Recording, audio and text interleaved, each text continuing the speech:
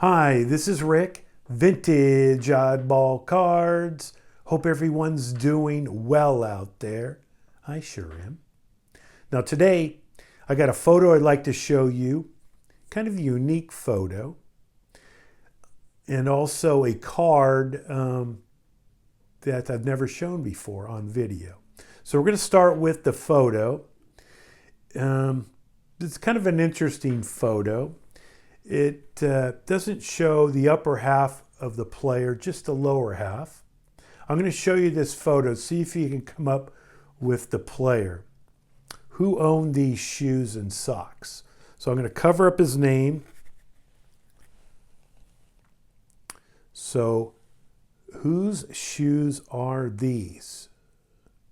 Do you recognize these shoes or socks or pants? Well, it's of the great socks of the great Lou Gehrig. Yes, Lou Gehrig owned these shoes. So why did the photographer take this picture? Well, Lou Gehrig was coming up to 1,800 consecutive games, and the photographer wanted to show where his strength and stamina came from. So I guess he thought they came from his shoes here. But I can see a very unique photo, lower half of Lou Gehrig. Now, the card I'd like to show you, I got the idea because I just finished reading this book here on Chief Bender. Chief Bender, I knew a little about him. I knew he was a Hall of Famer, pitched for the great athletics teams, with Connie Mack being the manager, but that was about it. So this book kind of explains, basically covers his life in baseball. Now, Chief Bender was an American Indian living in Minnesota, never played in the minor leagues. Connie Mack found him, scouted him, signed him, and at 19 years old, Chief Bender in the major leagues pitched over 200 innings. He became a star right away. He was on the pitching staff with Rube Waddell and Eddie Plank and all the great players that Philadelphia had. Connie Mack loved him.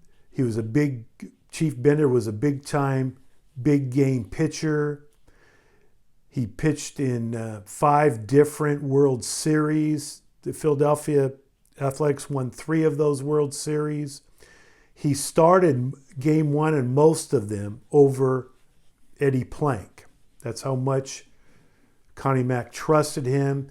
Very similar pitcher. The author's very similar to, let's say, a Christy Mathewson, a smart pitcher, control pitcher, can hit the corners, a very thinking person. And of the 11 starts that he pitched in World Series play, he completed 10 of those, of the 11. 1911, I believe, he won 3 games, completed all 3 of them. 10-year wonder, I would say, 10-year wonder. Got along with everyone. His nickname he got from Sox Seibold, his teammate outfielder Sox Seibold. That's a whole different story. How Sox get his nickname, Sox? Well, it wasn't because of the smelly socks. It was because they called somebody that can hit the ball hard, hit home runs for distance, Sox. So that's how Sox got his nickname. But he gave Charles Albert Bender the nickname Chief. Connie Mack did not call Chief, or did not call Bender Chief. He called him Albert when he was playing. So very interesting. I didn't know that, he was that kind of pitcher, a big game pitcher. Over again, like I say, Connie Mack trusted him over Eddie Plank. And actually, Connie Mack said later in his life that if he had one game on the line for his life if to pitch that game would be Chief Bender. In 1914, the team was kind of disgruntled. They went up against, in the World Series, against the Boston Braves and lost in 4 games.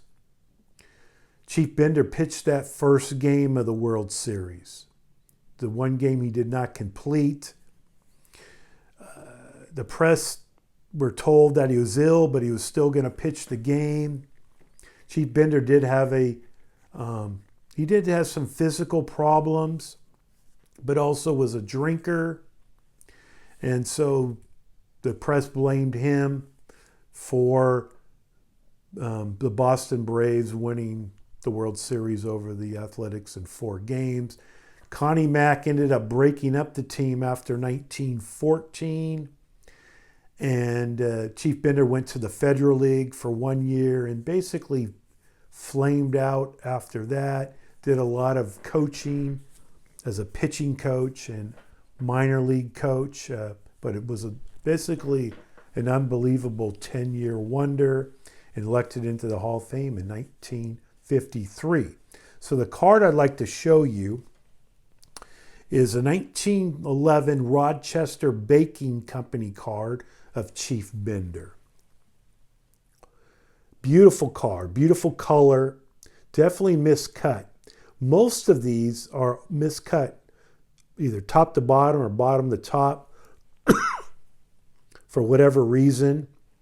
The Rochester Baking Company, it says here on the back, the World Champion Series. This is one of a series of 18 cards.